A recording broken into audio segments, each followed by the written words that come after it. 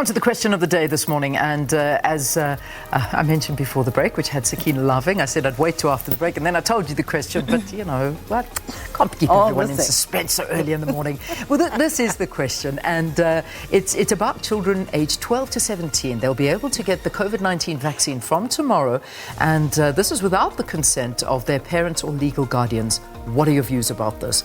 Already lots of responses, so keep them coming, and we'll certainly make time to read them. Right, let's move on to those trending topics. Hashtag 1st of November. This has to do with elections. People talking, it is clear that at least the Twitterati, the Twitter streets are ready to go to the polls. Yeah. Really ready and rearing to go and cast their ballot, and telling us very freely who they will be voting for and who they will not be voting for, and also what they will and will not be voting for. All right, fantastic. So that's where we're at. 1st of November, big talking point here. That is a Monday morning when, well, a Monday, the whole day, where hopefully you'll make your way to the polls. Colin Powell, that of course is a one to look back on the life of the late Colin Powell, and we got news yesterday that he had passed away due to complications with COVID-19. I think, 83 or 84 years old. And he, of course, was the very first Secretary of State for the United States, and the first black Secretary of State for the United States. And that, of course, was breaking history, breaking boundaries. And, it was a lot of sympathies coming his way at the passing of Colin Powell. And also quite a bit of talk about and around the fact that he was fully vaccinated. But of course, you know, those complications setting in and led to his ultimate death. So that's why Colin Powell is trending.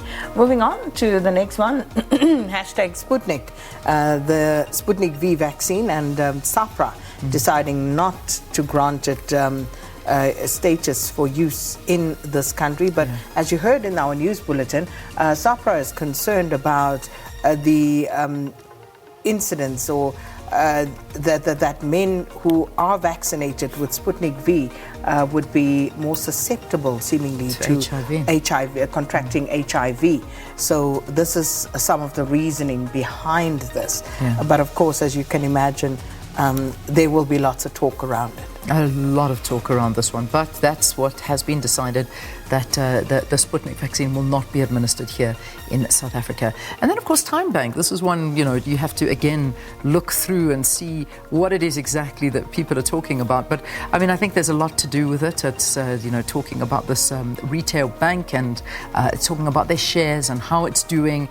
And also, you know, just saying that they don't have any branches. They're in a retail store. I think they're in a Fushini store, and they're just talking to Timebank trending because of the shares that are doing so exceptionally well, and people are very, very happy with its performance, and also just in terms of sharing what it is that Timebank is doing for them. So and that's what I'm gathering from it. I'm not sure if you're seeing anything else there. No, very much that.